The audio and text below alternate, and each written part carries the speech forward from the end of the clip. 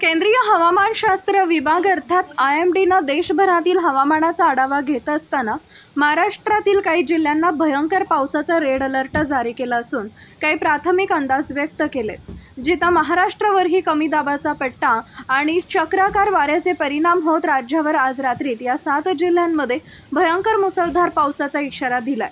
महाराष्ट्रासाठी आज रात्र आणि पुढील 48 तास हे खूप जास्त महत्त्वाचे असणार आहेत, कारण कडाक्याच्या उन्हाळ्यात हवामान विभागाकडून अलर्ट जारी करण्यात आलाय।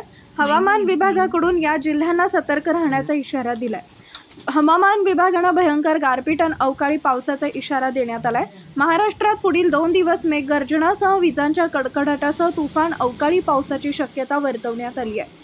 नेमकं कोणत्या 7 जिल्ह्यांमध्ये विजांच्या कडकडाटासह आणि वादळी वाऱ्यासह तुफान पावसाची शक्यता हवामान विभागानं वर्तवली आहे ते पुढे बघा। त्या अगोदर आपल्या चॅनलवर नवीन असाल तर चॅनलला सबस्क्राइब जरूर करा, जेणेकरून अशा प्रकारच्या अपडेट्स या तुमच्यापर्यंत पोहोचत राहतील। मे महिन्यात तापमान वाढत असताना अनेक भागात अवकाळी पावसानं हजेरी लावली आहे। शनिवारी काही ठिकाणी गारपीट देखील झाली। अरबी समुद्रात तामिळनाडूपर्यंत कमी दाबाचा पट्टा तयार झाल्यामुळे महाराष्ट्रातील वातावरणावर त्याचा परिणाम झालाय। सध्या उत्तरेकडील राज्यांमध्ये पावसानं हाहाकार माजवलाय।